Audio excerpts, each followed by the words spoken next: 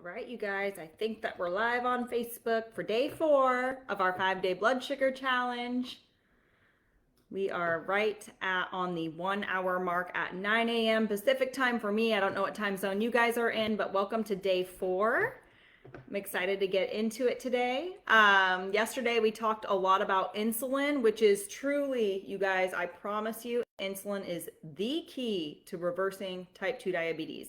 Once you understand how insulin works as a hormone, you've cracked the diabetes code.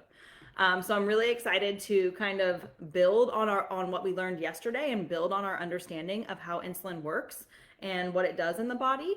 Let me go ahead and adjust my screen to make sure I can see the chat. Hi, Katrina, Kadina, Rita, Crystal. Awesome. You guys found me. Mary, hello, good morning or afternoon. Cassandra, awesome, awesome. What are you guys thinking of the challenge so far? Hi, Bob. Hi, Jen, Debbie, Diane, Allison. Oh, Jen, you're in Florida. She says, good morning and afternoon from Jacksonville, Florida. They spared Hurricane Milton. Thank goodness, Jen. I'm so glad that you guys are safe. I actually have quite a few clients in the type 2 transformation program who are in Florida. So we've been getting updates from them. And yeah, it's been wild out there, but luckily everyone's safe so far. Hi, everybody. Hi, Pat, Gladys, Andrea, Linda.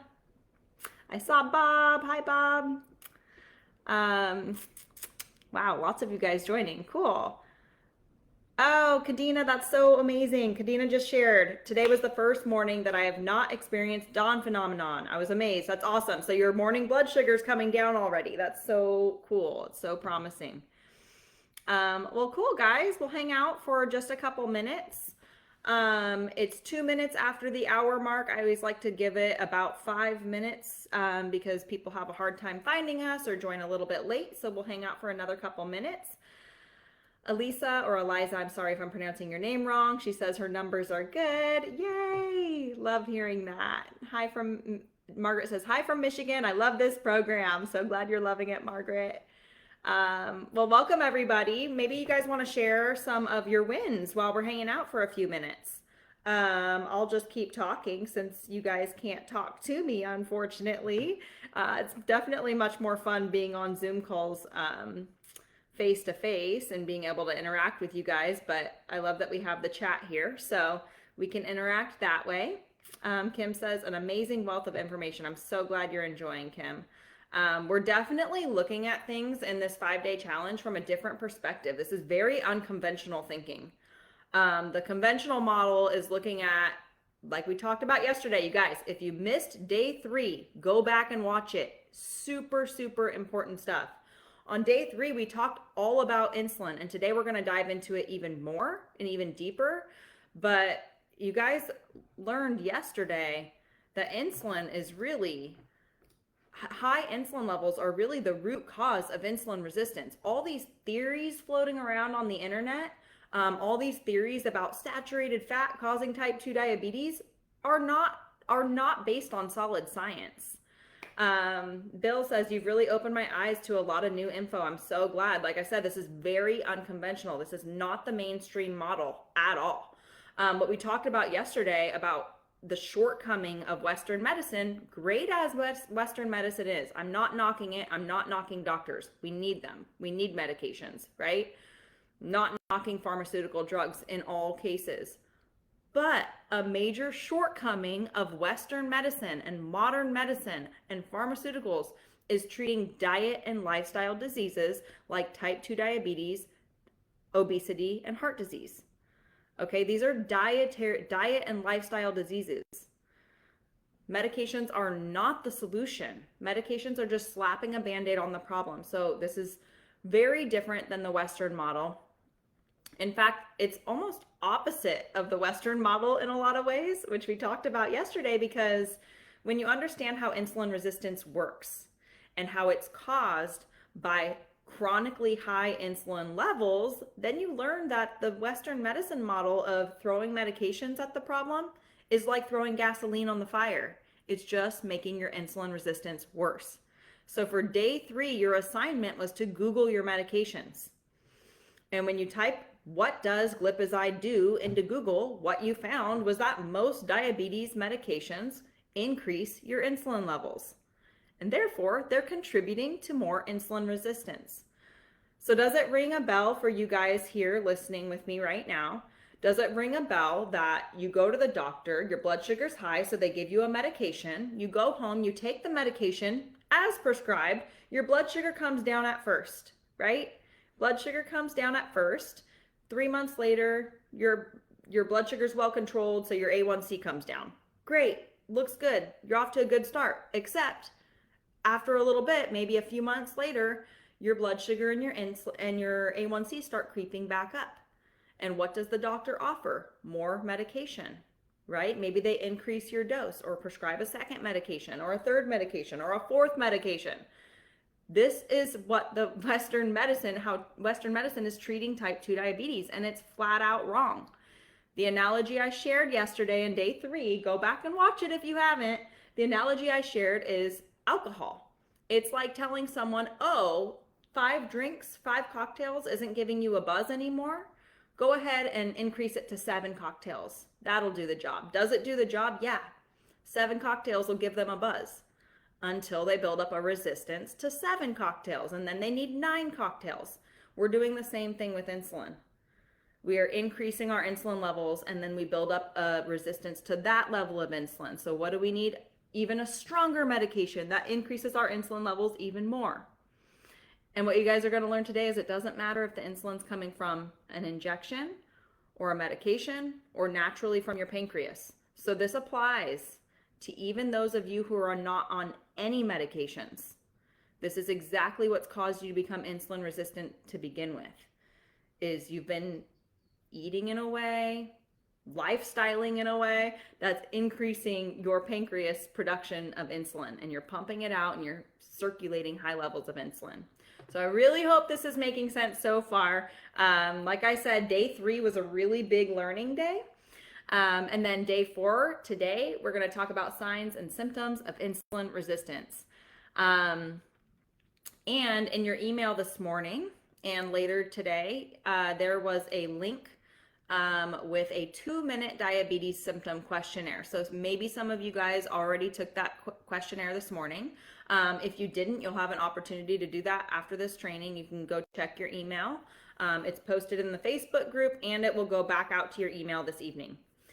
But there's a 2-minute diabetes symptom questionnaire, and today we're going to go over all those symptoms, because another thing that Western medicine tends to do is we look at all these symptoms as isolated issues, right?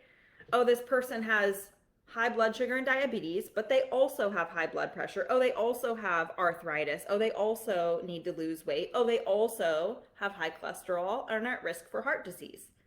But the truth is, all of these are related. They all stem from the same root cause, and therefore they all share the same exact solution, which is really, really promising. So it is not a coincidence if you guys are in the audience suffering from multiple comorbidities like this. If you have high blood pressure, diabetes, and wacky cholesterol, there's a reason. It's not a coincidence. They all share the same root cause. They all share the same solution. You do not need to eat low calories to lose weight, low carb to control your blood sugar, and low fat to control your heart disease. I promise you, that's not the right solution. So, really glad you guys are here for day 4. Oh, Dave shared his fasting blood sugar this morning was 93. Wow, double digits in the morning. That's awesome, Dave. He says that's 10 to 20 points lower than normal. I credit it to the protein plant shake I had last night. I think you are right about the cause of diabetes. Thanks so much for this insight. I now know how to tweak my vegan diet to improve my glucose spikes. Cool, Dave. Well, I hope that increasing your protein any way that you can. It's difficult to do on a plant-based diet, which is why I'm not a huge advocate of that, but I'm glad that you made that. That sounds like a really beneficial tweak.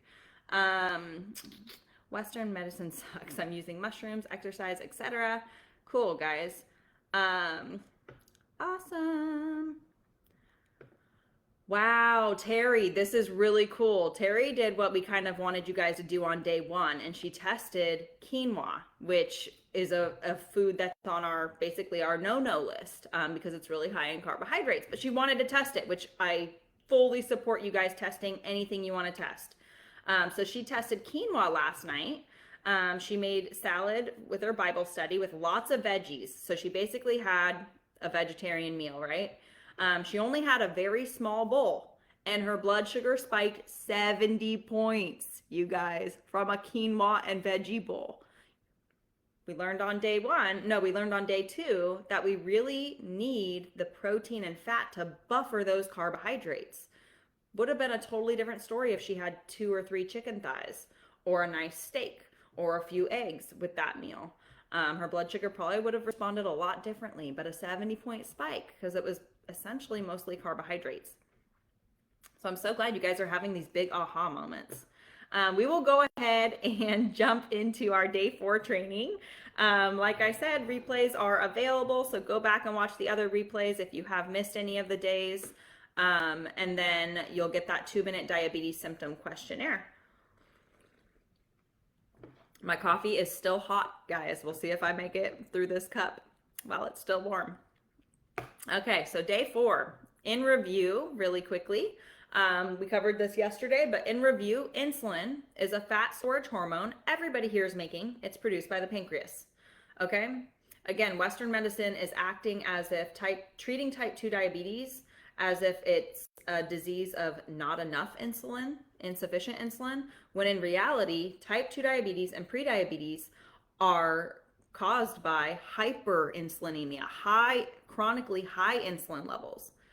Again, I said this yesterday, if any of you guys who have type 2 or prediabetes went and had your insulin levels tested, which nobody's doing, 99% of you have never had your insulin levels tested, but if you did, you would find that your insulin levels are really high, not low. So everybody here is producing insulin. The exception is only if you've been misdiagnosed and you really actually have type 1 or 1.5 diabetes. That's totally different. That is a different animal. It requires a totally different approach. Type 1 or type 1.5 diabetes means your pancreas is not producing enough insulin, in which case you do need insulin therapy. You do need insulin injections. Type 2, totally different story. Type 2, you're producing too much insulin. You just are resistant to it. And we used that alcohol analogy yesterday to explain what that resistance means and how it happens and exactly what to do about it.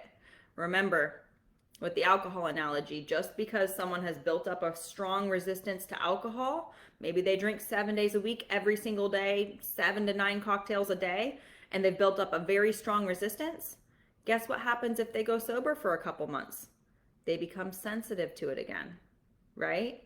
If they go sober for 3 months and then they go on a bender one night and have 9 cocktails, they're going to be sick, right? Because they've lost their tolerance. They've lost their resistance.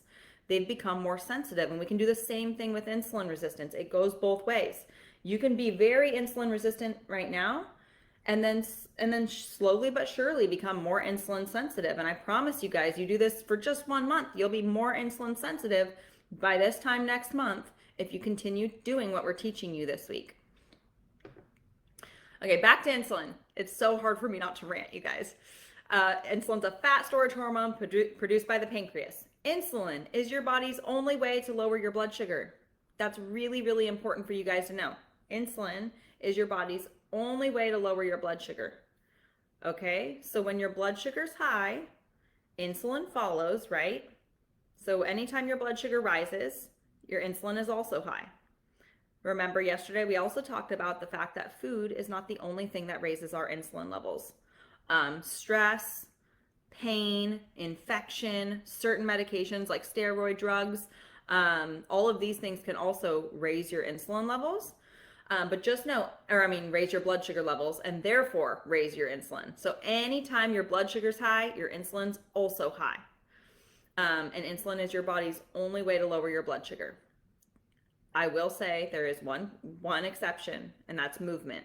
So if you move your body, if you go for a walk, or you exercise, or you do some air squats, or you dance, or you garden, that also will bring down your blood sugar levels, but that's the only exception. And there are limitations to that. You really can't out-exercise a diet that's causing big spikes in your blood sugar and insulin. You can't out exercise it, but does it help? Yeah, it's a great adjunct to the right diet. And then the last bullet, which I just spoke to pretty extensively, is that people with type 2 diabetes produce plenty of insulin naturally by their pancreas. Okay, insufficient insulin is not the issue here. People with type 2 diabetes and prediabetes have hyperinsulinemia. They have high insulin levels, not low. They're just resistant to it. We also talked yesterday about the one and only solution to type 2 diabetes and prediabetes, which is the opposite of insulin resistance, insulin sensitivity. Again, remember, this is a spectrum. You're not either insulin resistant or insulin sensitive. You fall somewhere on the spectrum, right? You might be super insulin resistant right now, but again, like I just said, by this time next month, if you stick with what we're teaching you, which is getting your insulin levels down, you're going to be moving towards the more insulin side of the spectrum. And I can say with absolute certainty, you guys, insulin sensitivity is the one and only solution to type 2 diabetes. That's why it's so important to unlock insulin and to have a really good understanding of insulin. So just know that insulin resistance, insulin sensitivity, it doesn't matter where you are on that spectrum, it goes both ways. You could take someone who had diabetes in the past, right? They were very insulin resistant. They could work and do everything that we're teaching you guys this week, become insulin sensitive, get that A1C out of the danger zone, knock it out of the park, get diabetes in remission, get off all their medications, and guess what? If they go back to their old ways and they start eating cereal for a breakfast and a donut for a snack and a sandwich for lunch and pasta for dinner, right? And they do the meal and the snack and the meal and the snack all day long, very much like what we're recommended to do, they can go from diabetes remission, they can go from being insulin sensitive back to insulin resistant. And then they can go back again. So it goes both ways. It can wax and wane. You can totally maintain your results with what we're teaching you this week. And as you become more insulin sensitive, you can tolerate a little bit more carbs, right? But you don't want to go back entirely to your old ways. That's going to get you back right where you started. We also talked yesterday about the solution to insulin resistance, right? So if high insulin levels are causing the insulin resistance to begin with, just like high alcohol intake is causing you to build up a resistance to the alcohol, it's losing its effect, then keeping your insulin levels low is how you become insulin sensitive. Okay, just like I said, if somebody who has a really strong tolerance to alcohol goes sober, let's say for 6 months, what's going to happen when he drinks again? He's going to be super sensitive to it, right? He's not going to have that same tolerance. 9 cocktails would have him falling on his face because he's sensitive to it now. So maybe 3 or 4 cocktails is going to do the job. So just know, high insulin causes the chronically high, not once in a while. I'm talking day in, day out, around the clock. Your insulin levels are high. That's what causes you to become insulin resistant. And keeping your insulin levels low through what we're teaching you is how you reverse it. Sherry, I want to answer that question for you. Sherry just typed in the chat, why do I get 3 very different numbers if I test on 3 different fingers on the same hand? Sherry, it's not even it. You'll get 3 different numbers if you test on the same finger. You'll get 3 different numbers if you do 1 finger prick and you pull out 3 different drops of blood, because the glucose meters are not 100% accurate. And I'm telling you that because I've done it myself. I've gone 1 finger prick, 2 test strips, and squeezed out of the same finger prick into both test strips and got 2 entirely different readings. I've done that multiple times. Just remember, on day 1, we talked about the glucose meters have a 15% margin of error. 15% is not a small margin of error. That means if your blood meter says that you're at 100, you could really be at 85. That's 15% lower, right? So they're not perfect. You're going to get different numbers. We don't expect them to match. They're not perfect, but they're a great tool. Okay, so signs of insulin resistance. Again, you guys got a questionnaire this morning. It only takes you 2 minutes to fill out, so fill that out before the end of the day. But signs of insulin resistance. Here's the really obvious ones. These are the ways that most people are diagnosed with type 2 diabetes. So a fasting or morning blood sugar over 100 milligrams per deciliter, right? So if you wake up in the morning, we talked about dawn phenomenon on day one. So if you wake up in the morning and your blood sugar's elevated over 100, that indicates that you have some insulin resistance. Remember, we talked about with dawn phenomenon, all humans, whether you have diabetes or not, have cortisol is highest in the morning, and it's pulling sugar out of where it's been stored in your body and putting it into your bloodstream. This is Mother Nature's cup of coffee, is that cortisol peaking in the early morning to give you a burst of energy and put that sugar in your bloodstream so you have energy to start your day. That part's normal, but the difference between someone who's insulin resistant and someone who's insulin sensitive is that insulin is going to keep their blood sugar under 100. It's going to keep it in range. So huge difference there. Someone who's insulin sensitive, if they were to prick their finger in the morning, they'd see their blood sugar still under 100. Even though they're having that cortisol release, and the cortisol is going to pull out sugar, right? An A1C, anything over 5.7, anything 5.7 or higher, I should say. So an A1C 5.7 or higher, you're definitely insulin resistant, you guys. I shouldn't say that. If you have type 1, you could also have an elevated A1C because you're not producing enough insulin. But that's, again, totally different story. We're talking about those of you who are here, which you guys are here because you have insulin resistance. Your A1C is 5.7 or higher. And also, by the way, an elevated A1C is a late marker. So by the time your A1C crosses that threshold of 5.7, you've already been developing insulin resistance probably for years. It does not happen. This does not happen overnight. So just keep that in mind too, that, you know, some people say, well, I'm only pre-diabetic, right? I'm only pre-diabetic, meaning their A1C is 5.7 to 6.5. Guys, that's a diagnosis that should be taken very seriously. That's not something to take casually. You're on the road to full-blown type 2 diabetes. The difference between 6.4 and 6.5 or 6.5 and 6.6, it's the same thing. It's just a less progressed version of it, right? So another sign of insulin resistance is blood sugar over 140 milligrams per deciliter after eating. I kind of have mixed feelings about that though. I mean, I've seen my blood sugar spike, 180 or 200 after a really high carb meal. So I think that's more like after the 2-hour mark when your blood sugar should be coming back down to your baseline. It should be under 140. Again, I don't want you guys to think that this is where you're supposed to be right now. To set realistic expectations, this is going to take a little time for those of you who have been dealing with this for a long time. And then the last sign on this slide is all symptoms of type 2 diabetes, which is really what I want to talk about today.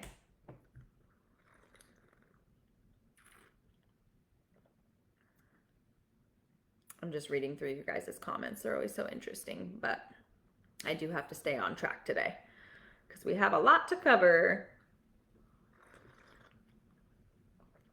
All right. So here's some of the signs and symptoms that were sent out in that 2-minute questionnaire this morning. And I'll talk through each of these symptoms and explain kind of the connection with insulin and insulin resistance. So, and you guys, what I always like to ask you guys to do is to tally these up and then drop a number in the chat. How many of these symptoms are you experiencing? Again, it is not a coincidence that we see people with type 2 diabetes experience these symptoms, and we have to stop looking at them like they're all isolated. Oh, you have inflammation, here's a medication for that. Oh, you have kidney issues, here's a medication for that. Oh, you have high cholesterol, high blood pressure, a pill, right? We have to stop looking at these like they're all isolated issues because they all stem from high insulin levels. Yep. Okay. So first bullet, you guys tally these up. I see you guys dropping numbers in the chat. Excessive thirst or urination. This is often one of the first things people notice when they are concerned about diabetes. They start noticing like, oh my gosh, I am just so thirsty. I'm guzzling water and I have to pee all the time. So excessive thirst and urination, the connection there is that your body's literally trying to dilute the sugar in your bloodstream. When you have high blood sugar, like especially over 200, your body is like desperately trying to water that down and get it out of your body. Remember, high blood sugar, there's not a single system in the body that goes unaffected by high blood sugar. That's why diabetes is wreaking havoc on people's health from their eyes all the way down to their tippy toes. People lose their eyesight. People get Alzheimer's, type 3 diabetes in their brain, insulin resistance of the brain. They get numbness, tingling, neuropathy in their feet. They lose sensation in their feet. They lose limbs because of it. So literally not a single system or part of the body from our head all the way down to our toes is unaffected by insulin resistance. Excessive thirst and urination, that high blood sugar is wreaking havoc on every system of your body, and your body really, one of our body's top priorities is to keep our blood sugar in a very narrow range. Remember, day one, somewhere between 70 to 140. Our bodies are going to do whatever it takes and whatever it can to keep our blood sugar in that range until it can't anymore. And so that high blood sugar is wreaking havoc on your body. You're getting thirsty because you're trying to water it down. Second bullet we'll talk a lot about today is difficulty losing weight. I like to call this weight loss resistance. So I know a lot of you guys struggle to lose you might have 100 pounds to lose, but you struggle to lose 5 or 10, right? Type me in the chat if you might have 40, 50, or 100 plus pounds to lose. Type me if you struggle to even just lose 10 pounds and you have a lot of weight to lose. So difficulty losing weight, again, it comes back to insulin, you guys, which is so, I hope that excites you, because now that you understand how insulin works, and you guys are typing me, lots of me's coming in. Now that you understand how insulin works, you can use it to your advantage, right? We can harness the power of low insulin to fix all of these issues. Yeah, so many of you guys are typing me because, gosh, I don't know the statistics on it, but I would guess something like 95% of people with type 2 diabetes are overweight or obese, right? And that's the connection. I also understand we have people here in the audience who are underweight or at a goal weight, at a healthy weight they want to maintain. They're kind of the exception to this rule. But also, guys, the point I want to make about that is that obviously most people don't suffer from every single symptom on this list here. So, just like not everybody loses their vision, not everybody has, poor kidney function from diabetes, not everybody gets the neuropathy, not everybody gains weight, right? Not everybody has that propensity to gain a lot of weight, but some people really do. So that's bioindividuality. Everybody is different, but it's very common to have difficulty losing weight. Can anyone guess why? We talked a little bit about it yesterday. Actually, I'll give you guys a good hint. The first bullet point here is why. So what do we know about people with type 2 diabetes and prediabetes? We know that they have high insulin levels, right? We know that if you have insulin resistance, you have high insulin levels. You have hyperinsulinemia. Look at this first bullet point. What is insulin? What happens when insulin's high? Yeah, Amy said it, high insulin. It's a fat storage hormone. It blocks our ability to burn fat, right? So when your insulin levels are high, you cannot burn fat. Insulin is a fat storage hormone. It makes you store fat, not burn it. You can't burn fat and store fat at the same time. So we got to get your insulin levels down, and that's how you unlock fat loss.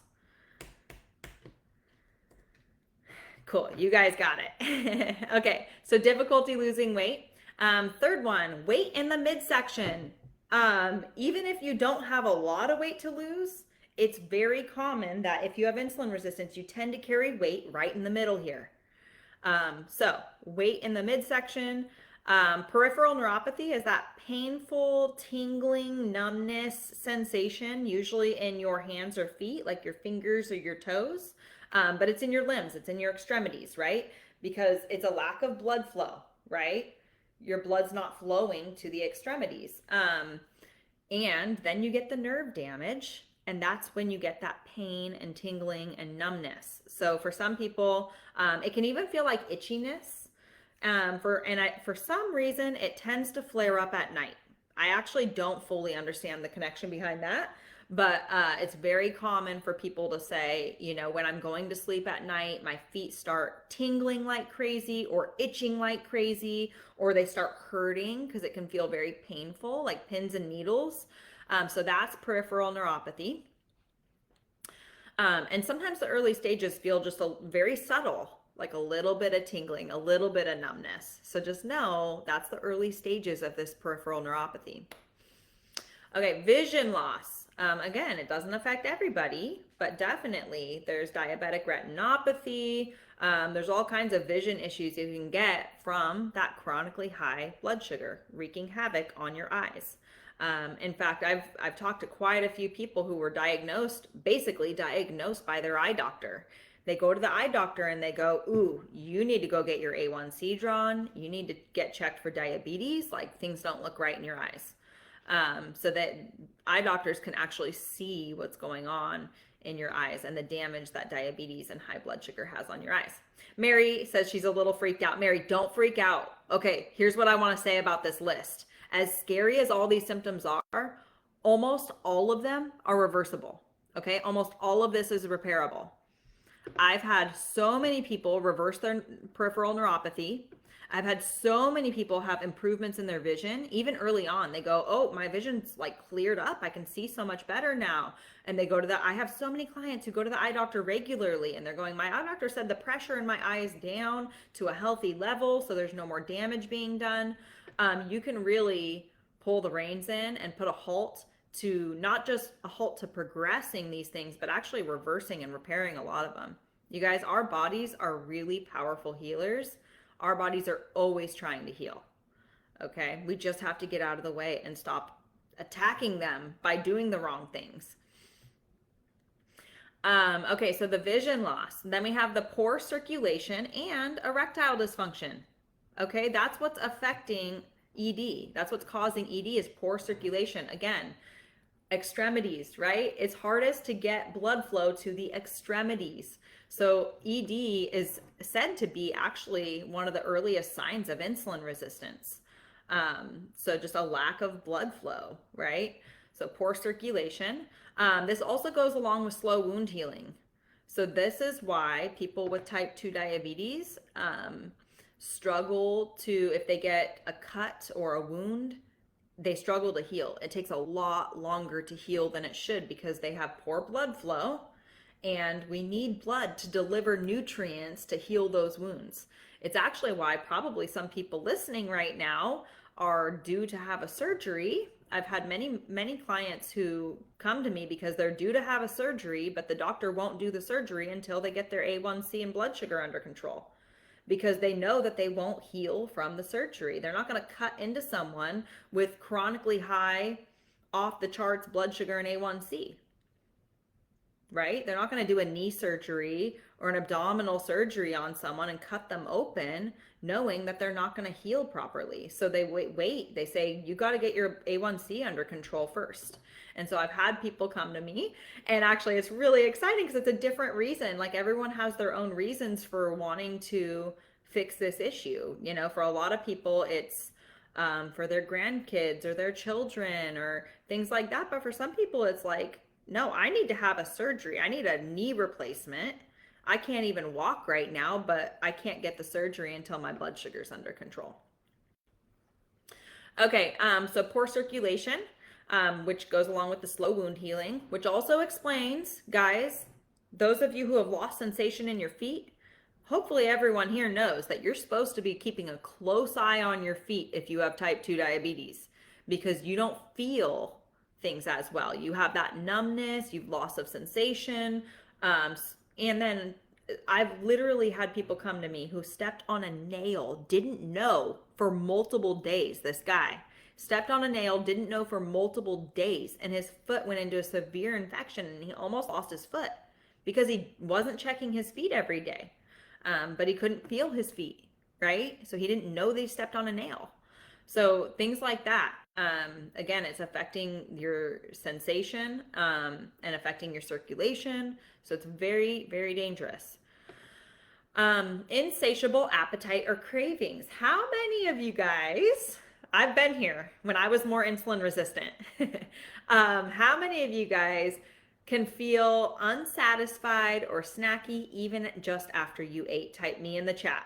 If you feel like you can just eat a meal, and even though your stomach might be literally like physically full, right? You can eat a nice big meal and you could be full, but it just didn't feel like it did the job, right? You're just like, I just need something a little bit more, maybe something sweet or something salty, and you go back and forth, or like you really rely heavily on the meal and the snack and the meal and the snack.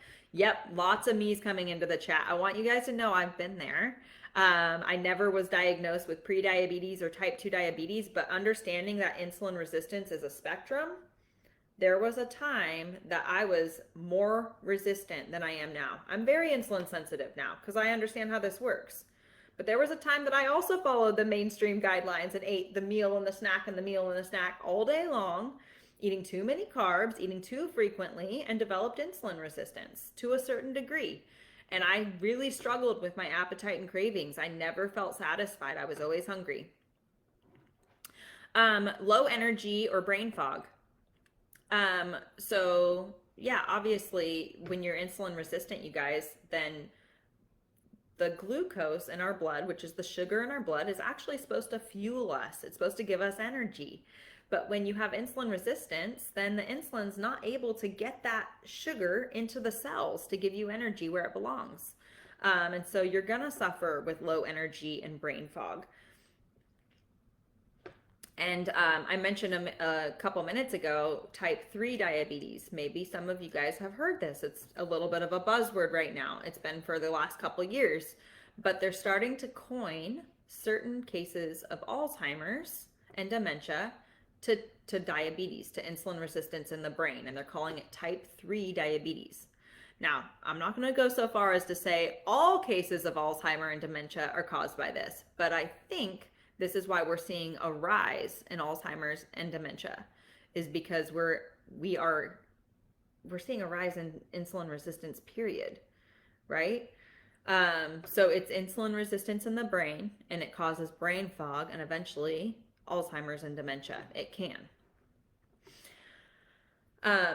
Yeah, Barbara shared that she's been trying to figure out if her brain fog is from asthma or type 2 diabetes. Yeah, that's an interesting question. Probably it could be a little bit of both. I would say diabetes and insulin resistance can definitely cause that because your brain's not getting the glucose it needs, right? Insulin's not able to package up that glucose into and get it where you need it in your brain. But obviously also if you're not breathing properly, you're not getting oxygen to your brain either. So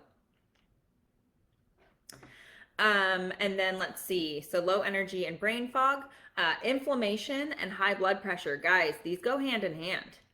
High blood pressure is caused by inflammation. High blood pressure is inflammation of your veins, right? It's like if you have a garden hose and it's this big and then it swells up somehow and now it's only this big, right? So you go from a garden hose this big and then it gets inflamed somehow and now it's only this big. The pressure is building up, or this big. The pressure is building up, right? So that's inflammation in your veins. Inflammation can happen all over our bodies, right? A lot of people suffer with inflammation in their joints. That's arthritis, right? You get that painful, like you're achy, standing up, and your hips and your knees and your elbows and all your joints, right? But we also get inflammation in our veins, and this causes high blood pressure. The connection there is that high insulin causes inflammation. You get your insulin levels down, your inflammation comes down quickly, you guys. I have had so many of my clients come to me after just like a month, like I'm talking like 3 to 4 weeks, come to me after doing what we're doing here this week, and they go, holy cow, I can make a fist. I didn't used to be able to make a fist because I had so much inflammation in all of my knuckles that I could barely bend my fingers, right? And in just a few weeks, they can already go, holy tamale, I can make a fist. And that's a big deal for them. So just imagine that's just their hand. Think about their knee, their major joints, like their knees and hips and elbows, right? So we see inflammation come roaring down really quickly. So brace yourselves, you guys. You might be experiencing that as early as like next week if you stick with what we're teaching you here. And along with that, blood pressure, same exact thing. We have many of our clients are on high blood pressure medications because of the inflammation, right? So their blood pressure is high, so the doctor prescribes blood pressure meds. It is so common for our members to come off of their blood pressure medications because their blood pressure comes down so quickly. We've actually, unfortunately, had people continue taking their blood pressure meds and wake up on the floor because their blood pressure dropped too low from the medications because they no longer need them. So our members it's not uncommon for our members to get off of their blood pressure medications really early on, like sometimes within the first 2 months. And then lastly on my list, there are more, but lastly on my list, we have high triglycerides and fatty liver. So let me speak to that a little bit. Remember that insulin is a fat storage hormone, right? And when we talk about insulin, creating fat, it's not just body fat. It's not just the fat in our arms and the fat in our belly and our thighs, right? It's also creating triglycerides, which are fat in the bloodstream, right? That's very damaging. That's very scary stuff because that's what causes heart disease, right? High triglycerides, that's fat floating around in your bloodstream. And fatty liver, which a lot of you guys have been diagnosed with non-alcoholic fatty liver disease. Non-alcoholic fatty liver disease. So it's not just packing away body fat, it's also packing away fat in our bloodstream and our liver and our pancreas. You can get fatty pancreas. So those of you who were diagnosed with fatty liver, those of you with really wonky cholesterol levels and high triglycerides, just know, again, this is totally repairable. We've had dozens of people reverse their fatty liver. It just comes back to getting insulin levels down so you can start tapping into fat, burning it off. You can burn off that fat in your liver. You can burn off those triglycerides. So just know this is not a forever thing. None of these symptoms are a forever thing. You can stop them in their tracks, and most of this can be totally reversed as well. Oh, thank you, Bob. Bob answered Mike's question. He said, how do you become a client, Mallory? I should have mentioned that earlier, guys. Tomorrow, which is already Friday, I can't believe it. This week has flown by. Tomorrow, we are opening the doors to the Type 2 Transformation Program for you guys. So those of you guys who are interested in continue working with us after this week, this will be not just me, but Callie, Tiana, and Katie, who are the other 3 functional nutritionists. We have a program, a 12-week program we're going to tell you all about tomorrow, and we're going to give you guys 2 special enrollment bonuses. So stay tuned and show up tomorrow if you can. Okay, so we talked about the symptoms of insulin resistance. Now, here's what you guys really, we got Alexa talking. I'm going to mute myself really quick. Insulin resistance means that your body doesn't use insulin properly, so you end up with too much sugar in your blood. Is there something else you'd like to know? Alexa, stop. You guys, that is so funny. That is so funny, you guys. I don't know if you heard that, but for some reason, she, Alexa, I won't say her name again, just answered a question about insulin resistance. I had no idea she was listening. I mean, she's always listening, right? But she just answered and defined insulin resistance, which was so funny. I thought she was giving me the weather or something.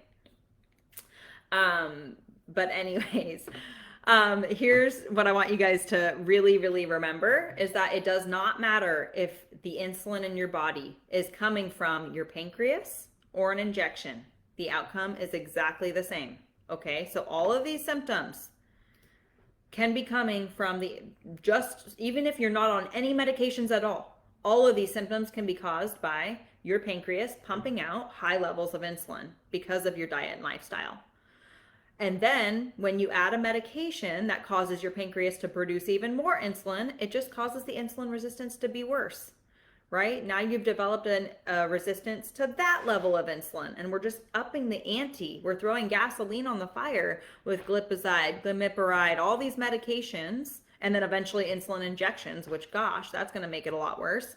But just know it doesn't matter if the insulin's coming from your pancreas or from an injection. The outcome is exactly the same. Okay, you guys are laughing about, yeah, I know. I can't say her name because then she's going to talk again. It's disruptive. We still have more to get through. One thing I want to share is we're going to share some testimonials I've sprinkled in both today. These are real life success stories. I'm sprinkling them in today and tomorrow because they're really powerful and you guys really like hearing real life success stories. So this is Jane. She was, gosh, I worked with her a couple years ago now.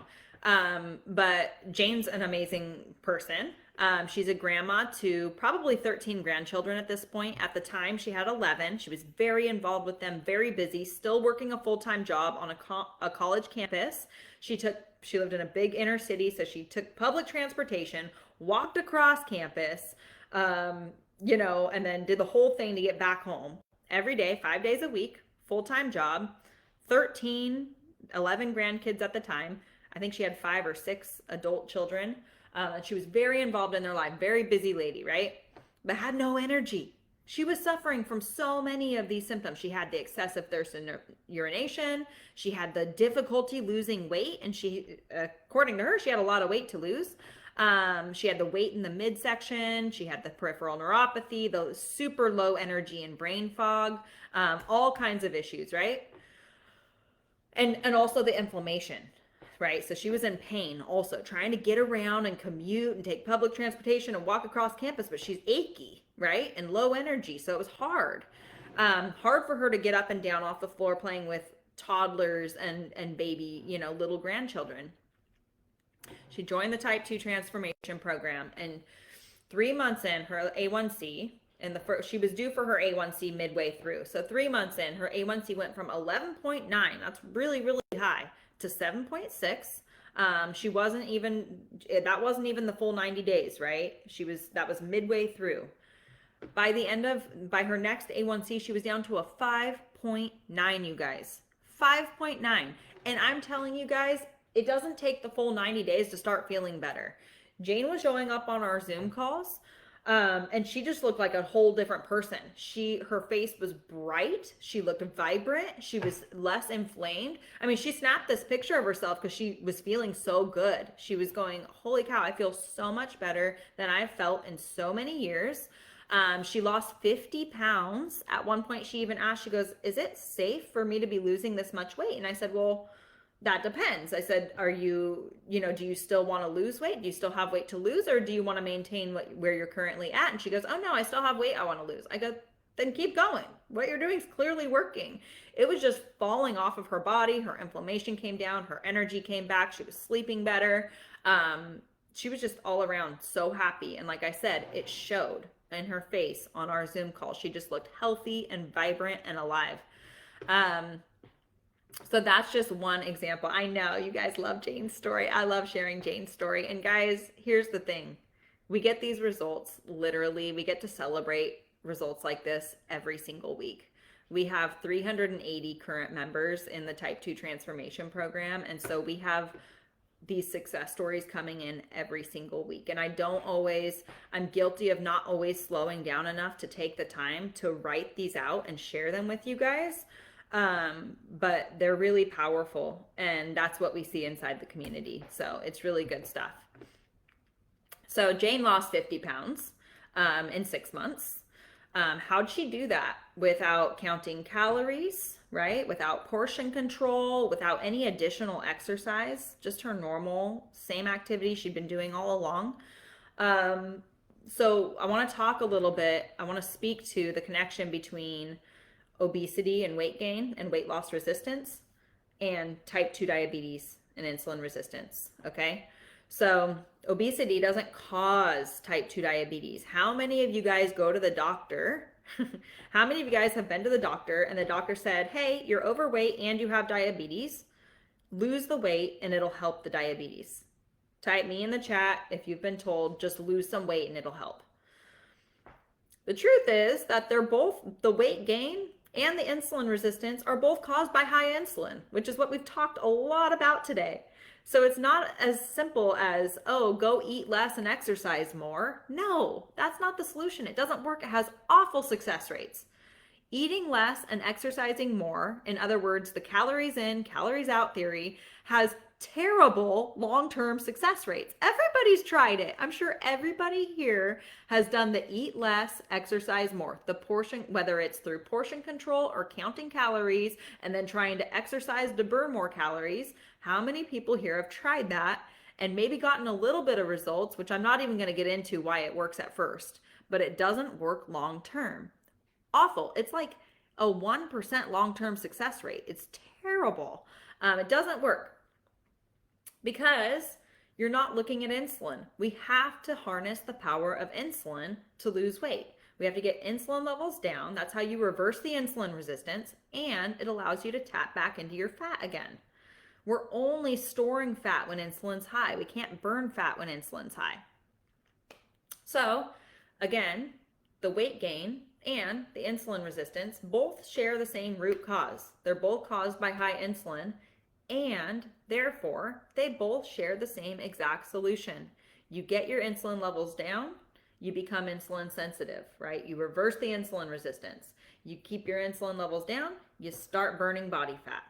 That's how Jane did it. That's how you guys can do it too.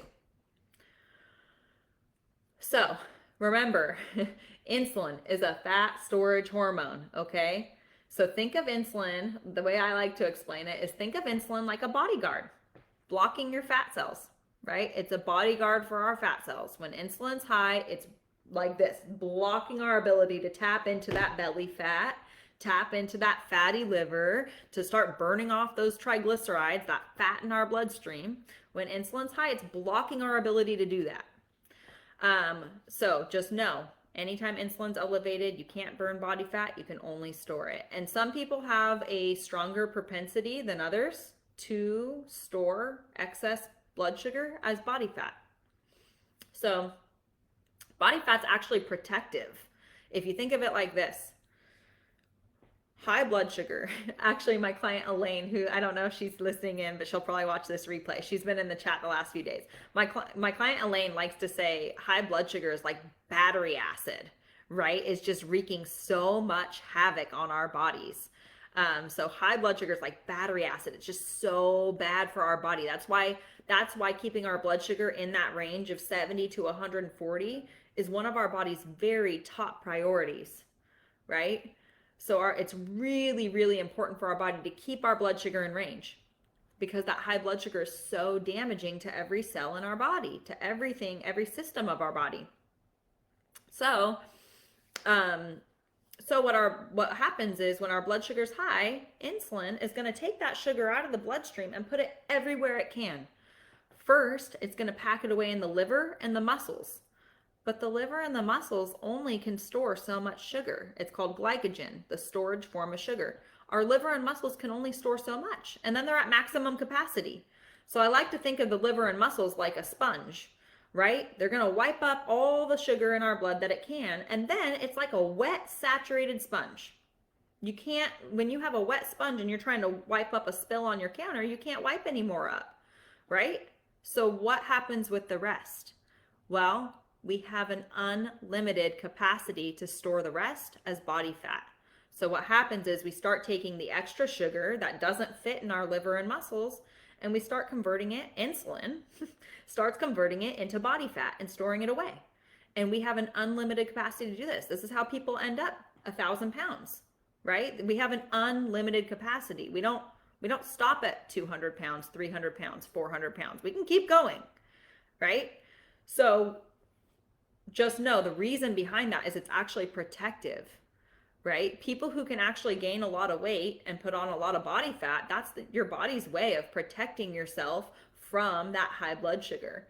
And a lot of times there's people who are very, very overweight that don't even have diabetes. And the reason is that their body, they're more inclined, it's actually safer for their bodies maybe a little bit more evolutionary, like I think evolution might have kicked in or something and helped them to get that sugar that's very damaging out of their blood and pack it away where it's safer. Body fat is safer than high blood sugar. Okay? I'm going to say it again. Body fat is safer than high blood sugar. It's safer for the sugar to be converted into body fat than it is for the sugar to be circulating in your blood and wreaking havoc on your vision, your kidneys, every system of your body, right? I'm so glad this is making sense. Margaret said this program has answered prayer for me. Aw, thank you. That's so sweet of you to say, and I really appreciate it. Cool. So I think that this makes sense for you guys. Oh, John. John's been in the chat with you guys this week as well. We love sharing his story. I love the stories, especially when we have the before and after pictures, okay? So John's another example of someone who joined the Type 2 Transformation Program. He's been with me for, I think, over a year now.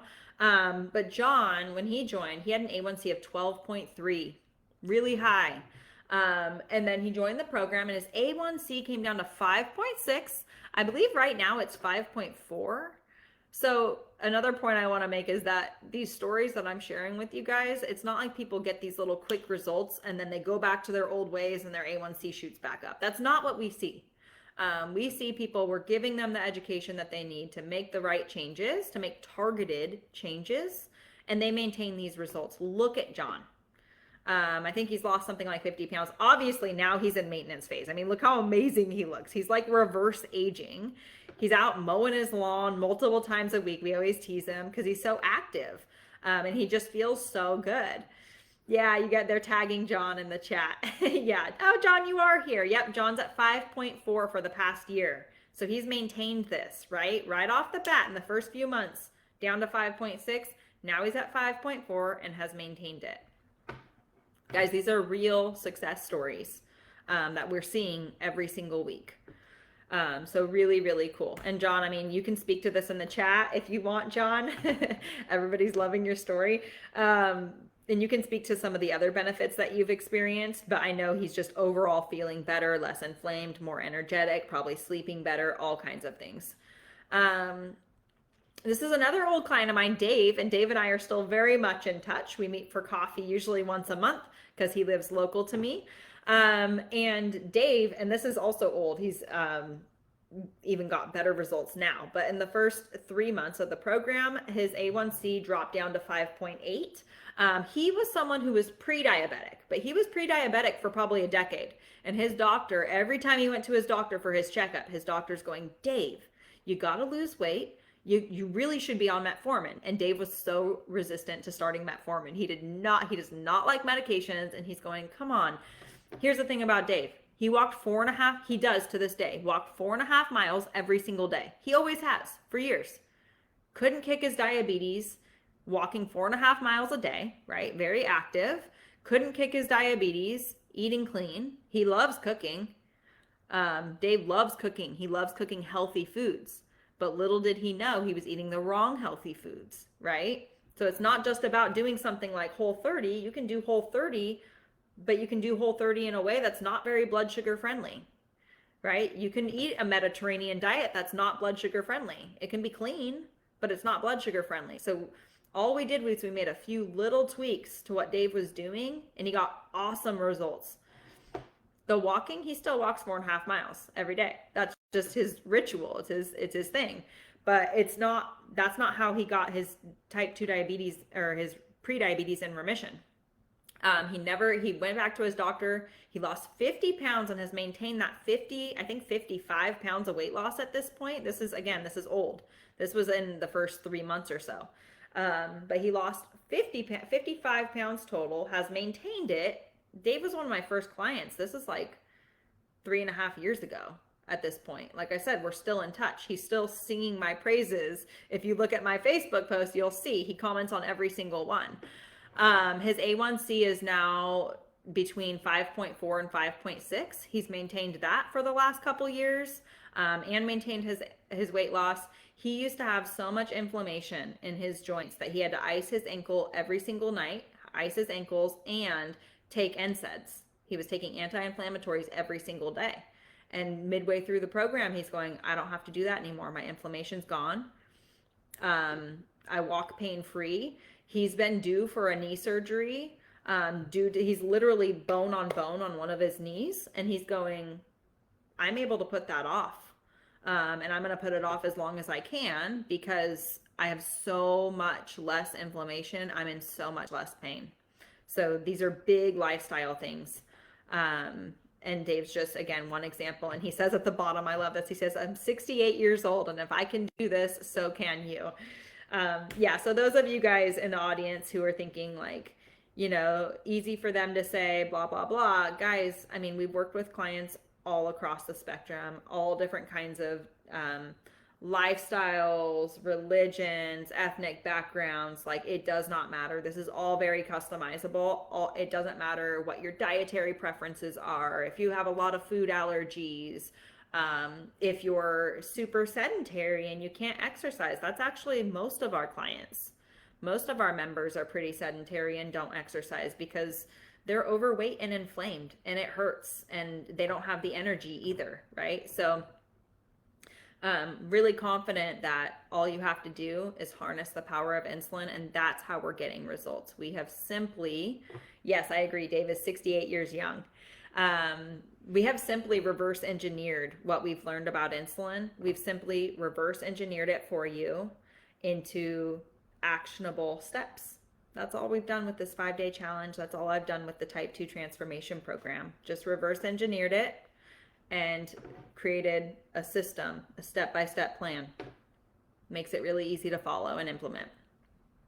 So for day 4, all you're going to do for day 4 is you're going to take that 2-minute diabetes symptom questionnaire. It should have landed in your email this morning, and it'll come out later this afternoon. It's also posted in the Facebook group. It's just a Google Doc, and it's for your own records. So when you click the link, it'll open on your web browser. It'll take 2 minutes. You're just ranking those symptoms we talked about today on a scale of 1 to 5. And then the other micro task for today is just to do the before and after blood testing on one meal. So that'll be 2 finger pricks or 2 blood sugar tests.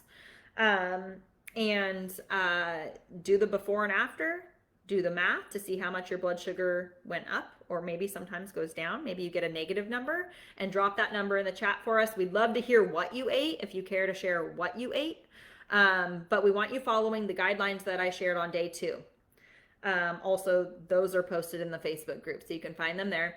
But remember, there's that 3 columns of food. We want you eating from each column, and we really want you prioritizing the first column, which is your animal protein. Do not skimp on the animal protein. That's the blood sugar, the most blood sugar friendly part. So eat the beef, the chicken, the pork, the eggs, the lamb, the fish, the seafood, whatever it is. Fill up on that part. Second column's your low carb vegetables. Third column's your natural fats. You're going to have some natural fat in your animal protein probably. And you can use any natural fat like butter or avocado oil or animal fats, whatever you like. Bacon grease. I cooked Brussels sprouts and bacon grease last night. It was delicious. So that's your third column of foods. We want you to eat a nice big meal, test before and after, and then drop a number in the chat. We want you to stay within a 30-point threshold. We are very confident that you can stay within a 30-point threshold if you follow our guidelines. It's when you deviate from our guidelines and you add too much fruit or some whole grains or some other starchy, the quinoa, things like that, you're going to see more than a 30-point increase. All right, guys, so that concludes day 4. Day 5, we're going to talk about your next big goal. And like I shared earlier, we're going to have an opportunity for you guys to continue working with us inside the Type 2 Transformation Program. This is really just a small fraction of what we cover in the program. This is only a fraction of the level of support that we give our clients inside of the program. Just to put it in perspective, we have 9,000 people signed up for this 5-day challenge. We have 380 members in the program. Okay, 4 nutritionists have been supporting 9,000 of you guys this week. We can only give you guys a fraction of the level of support that we can give you inside the Type 2 Transformation Program. So show up tomorrow. There's going to be 2 really cool bonuses for those of you guys who do decide to enroll. And we're also going to talk about your next big goals tomorrow and kind of go over the symptom questionnaire that you guys took today. So we're really looking forward to it. Thank you guys so much for hanging out with us. And we will see you over in the Facebook group. And hopefully I'll see a whole bunch of you guys on with me tomorrow. Have a great rest of your day, guys.